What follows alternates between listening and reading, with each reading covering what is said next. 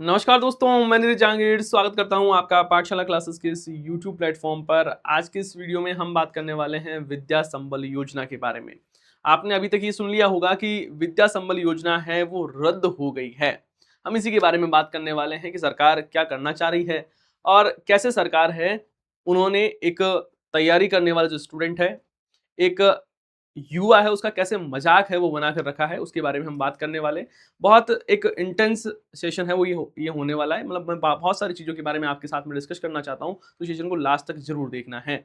पहली बात तो आपको पता है सरकार एक विद्या संबल योजना लेकर आई। सरकार ने कहा कि साहब हम गेस्ट फैकल्टी है वो लगाने वाले हैं स्कूल में, क्योंकि बड़ी ये प्रॉब्लम आ रही थी कि बच्चे हैं वो लगातार प्रदर्शन कर रहे थे। अभी 15 अगस्त पे भी आपने देखा होगा बहुत सारे ऐसे स्कूल थी जहाँ पर टीचर के सामने है वो बच्चे बोल रहे थे, उनके पेरेंट्स आ गए थे कि साहब हमारे यहाँ पर टीचर नहीं है, क्योंकि आप सभी को पता है कि 15 अगस्त पे जनप्रतिनिधि आते हैं और जब जनप्रतिनिधि आते हैं तो उनको सुनना पड़ता है, और उनको सुनाने के लिए जो छोटे-छोटे बच्चे हैं जो कि 9th, 8th, 6th, 7th class में पढ़ते हैं, उन्होंने भी अपनी आवाज़ को बुलंद किया और कहा कि हमारे पास में यहाँ पर इंग्लिश के गुरुजी नहीं है, हमारे पास में हिंदी के गुरुजी नहीं हैं। तो सरकार को लगा कि नहीं, कुछ ना कुछ करना पड़ेगा, और सरकार ने जो वादे किए थे कि हम 2 लाख रोजगार देने वाले हैं, 1.5 लाख रोजगार देने वाले हैं, उसको सरकार ने एक तरफ रखा और सरकार ने सोचा कि अब हम एक काम करते हैं, एक ऐसा लॉलीपॉप देते हैं बच्चों को जो उससे ये घूमते रहे फिरते रहे, और सरकार ने कहा कि हम विद्या संबल योजना लेकर आ रहे हैं। ठीक है साहब, आप विद्या संबल योजना लेकर आ रहे हो, अच्छी बात है। हो सकता है कि आपको एकदम से टीचर की आवश्यकता है और आप चाहते हो कि राजस्थान के जो युवा है उनको क्यों ना रोजगार दिया जाए, ऐसा एक्सपीरियंस है वो दिया जाए जिससे वो सरकारी स्कूल में पढ़ाएं। ठीक है, यहां तक भी चीजें सही थी, लेकिन उसके बाद में यहाँ पर एक न्यूज़ है, वो भी आपने देखी होगी। सरकार ने कहा कि सरकारी स्कूल में गेस्ट फैकल्टी के आवेदन के लिए मिलेंगे सिर्फ 24 घंटे। अरे यार, ये क्या मतलब हुआ? आप इतने पदों पर 76,000 पद है वो खाली है, उसके लिए आप गेस्ट फैकल्टी के लिए आवेदन चाहते हो और आप कह रहे हो कि मात्र 24 घंटे का टाइम मिलेगा। क्यों? युवा एक कोई मशीन है? अब आप समझ नहीं रहे हो, ऐसा युवा, है ना, जिसके पास में बहुत ज़्यादा वो आर्थिक रूप से मजबूत नहीं है। यदि वो आर्थिक रूप से मजबूत होता, तो वो यहाँ पर 20,000 रुपए के लिए एक प्राइवेट जैसी नौकरी या एक संविदा वाली जो नौकरी है, वो नहीं करता। है ना? ये तो बेसिक सी बात है, ये शायद सरकार को भी समझ में आती होगी और आपको भी समझ में आती होगी। अब यहाँ पर उसको स्टूडेंट को जाना है, नोटरी करवाना है, कोर्ट जाना है। कोर्ट में भी साहब आज की छुट्टी है, क्योंकि आज अवकाश है। बहुत सारे ऐसे स्कूल हैं जिसने प्रिंसिपल जो पावर होता है, उसे कल की भी छुट्टी कर दी। अब उनका पता नहीं क्या होगा। मतलब कोई सिस्टम नहीं है। यहाँ पर मात्र 24 घंटे मिलेंगे आपको। अब 24 घंटे में बच्चा क्या-क्या करेगा, है ना? वो और प्लस आवेदन भी ऐसा नहीं है। मान लो ऑनलाइन आवेदन हो तो आदमी ये भी सोच ले कि साहब मैं 24 घंटे में ऑनलाइन आवेदन करना है, घर पर बैठकर आवेदन कर दूँगा। अब वो चीज़ भी पॉसिबल नहीं है। एक स्टूडेंट को घर से निकलना है, उसको नोटरी करवानी है, वो कोर्ट जाएगा पहले, वहाँ पर स्टाम्प लगेंगे, उसके पैसे देने होंगे उसको, फिर वो वहाँ से निकलेगा और फिर वो उस स्कूल में जाएगा जहाँ पर उसको ये फॉर्म जमा करवाना है, और वहाँ पर साहब प्रिंसिपल को वो देगा। लेकिन उसमें एक और दिक्कत कि इन्होंने सरकार ने ये भी कह दिया है कि हम जो ऐसे जो रिटायर्ड टीचर हैं, उनको भी विद्या संबल में लेंगे। अब यहाँ पर युवा का कैसे डेवलपमेंट हो रहा है साहब? युवा का कैसे विकास हो रहा है? युवाओं को सरकार कैसे रोजगार दे रही है? ये तो सबके लिए रोजगार है। और आप और मैं इतना तो समझ हम भी रखते हैं साहब कि आप सोचो, आवेदन किसके पास में जाएगा? प्रिंसिपल के पास में। प्रिंसिपल सर है, वो एक कमेटी बनाएँगे, वो कमेटी रिकमेंडेशन देगी, है ना? यहाँ पर योग्यता के आधार पर उनको लिया जाएगा।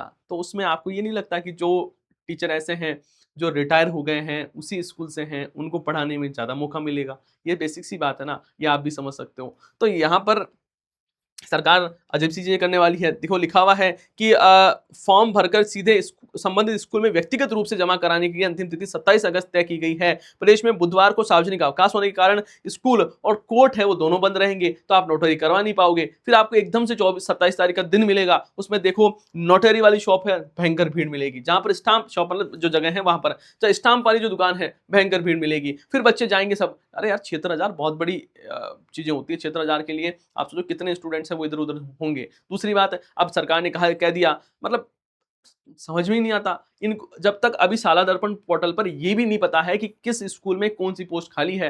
मुझे ये भी नहीं समझ आ रहा इतनी जल्दी किस बात की है? मतलब तुरंत 2 दिन में ही क्यों करना?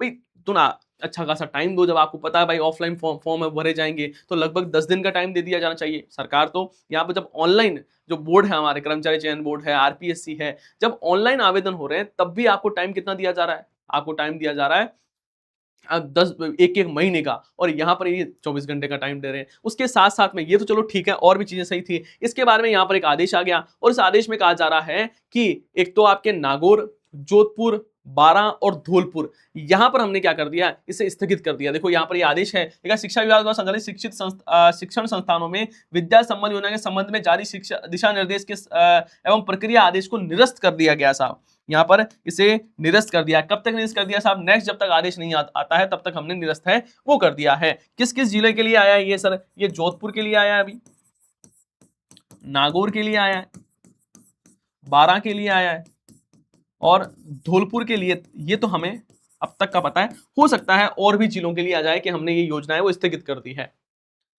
अब ये स्थगित क्यों किया है? देखो, उपयुक्त विषयांतर्गत लेख है कि कार्यालय आदेश रेफरल क्रमांक की चीजें लिखी हुई है कि विद्या संबल योजना कार्यक्रम हेतु जारी आदेश को तत्काल प्रभाव से अपरिहार्य कारणों से अत्याहरित किया जाता है, मतलब कुल मिला के उसको निरस्त है वो किया जाता है ना। नई निधियां आपको वापस है वो सूचीबद्ध कर दी जाएगी, सूचनाएं वो दे दी जाएगी, ये इसमें कहा जा रहा है। यहाँ पर लिखा हुआ जिला शिक्षा अधिकारी समग्र शिक्षा जोधपुर, जोधपुर के द्वारा ये आदेश है वो जारी किया गया है, जिसमें कहा जा रहा है कि साहब हम क्या कर रहे हैं, इसको रद्द कर रहे हैं। अब आप एक बार खुद सोचो चीजों को कि यार, एक स्टूडेंट अच्छा खासा आपसे तैयारी कर रहा था, बढ़िया से उसका था कि साहब हम सेकंड ग्रेड की रीट की तैयारी कर रहे हैं, उनको एकदम से भ्रमित किया गया। उन्हें कहा गया कि साहब आपके लिए एक योजना आ रही है जिसमें आपको सरकारी स्कूल में पढ़ने का मौका मिलेगा, उसमें आपको आवेदन करने के लिए 24 घंटे मिलेंगे, और 24 घंटे में हमने इन इन जिलों में इसको रद्द कर दिया। एक बढ़िया से प्लानिंग हो, एक सही तरीका हो, एक पारदर्शी तरीका हो। और जब हम ये कह रहे हैं कि जब हमारे पास में सिस्टम सारी चीजें ऑनलाइन है, सरकार कह रही है कि हम AI/ML पॉलिसी लेकर आ रहे हैं, हम एवीजीसी XR पॉलिसी लेकर आ रहे हैं, जब हम सारी चीजों को ऑनलाइन करना चाह रहे हैं, जब हम आर्टिफिशियल इंटेलिजेंस को बढ़ावा देना चाह रहे हैं, और उस